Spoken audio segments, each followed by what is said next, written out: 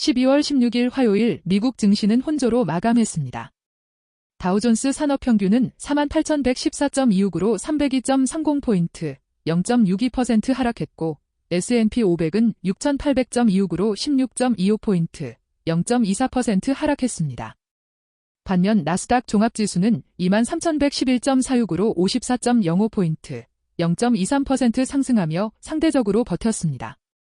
시장의 핵심 키워드는 금리 방향성 불확실성, 고용지표 해석 혼선, 그리고 원유 급락이 만든 섹터 충격이었습니다.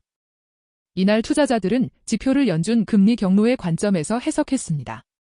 노동시장 쪽에서는 11월 비농업 고용이 6만 4천 명 증가로 돌아섰지만 실업률이 4.6%로 올라가며 고용의 질과 체감이 함께 논쟁이 됐습니다.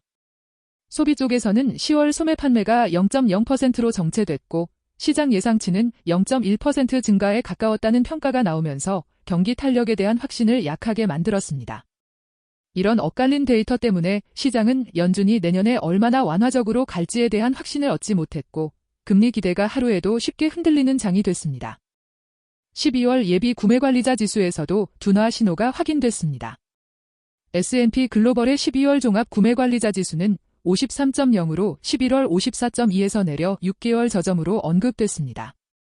신규 비즈니스 증가 속도가 둔화되고 재화 부문 신규 주문이 1년 만에 처음 감소했다는 설명이 붙으면서 2026년 초로 갈수록 성장 모멘텀이 약해질 수 있다는 해석이 강화됐습니다. 지표 자체가 침체를 말하는 수준은 아니지만 주식시장 입장에서는 기대치를 올리기 어려운 환경을 만들며 지수 상단을 막는 재료로 작용했습니다. 이날 가장 강한 충격은 원유였습니다.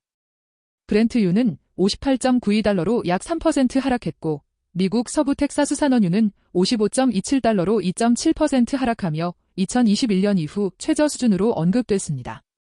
그 여파로 S&P 500의 에너지 섹터는 거의 3% 하락해 업종 중 낙폭이 가장 컸고 지수 하락에 직접적인 하방 압력을 만들었습니다. 여기에 헬스케어 섹터도 1.28% 하락하며 동반 약세를 보였고 다우와 S&P 500이 나스닥보다 더 약하게 끝난 이유가 섹터 구조에서 분명하게 드러났습니다.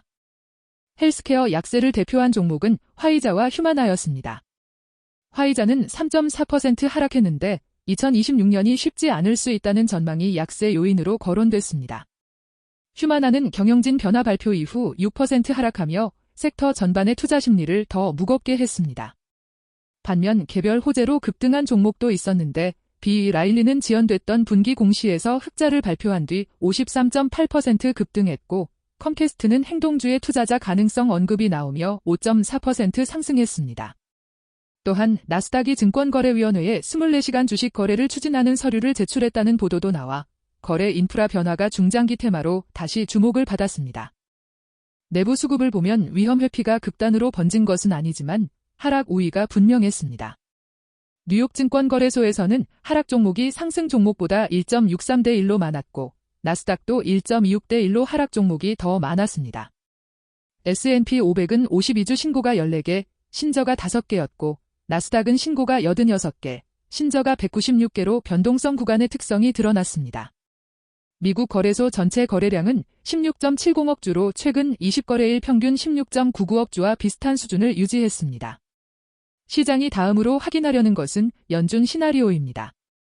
이날 기준 시장에서는 내년 금리 인하폭을 최소 58bp 수준으로 더 크게 반영한다는 관측이 나오며 앞으로의 경제지표와 국채금리 흐름이 다시 한번 주식의 방향을 결정할 가능성이 커졌습니다.